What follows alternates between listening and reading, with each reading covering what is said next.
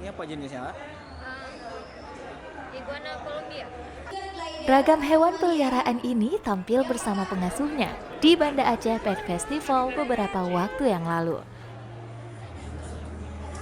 Meski beberapa di antaranya terlihat menyeramkan, hewan ini ternyata cukup jinak.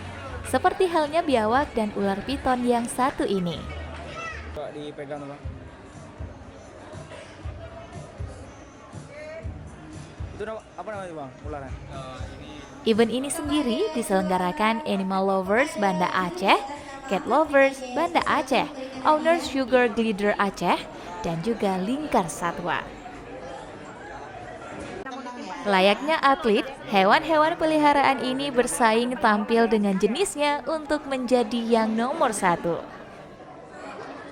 Teafak dan Kia Rizky melaporkan untuk Aceh Info.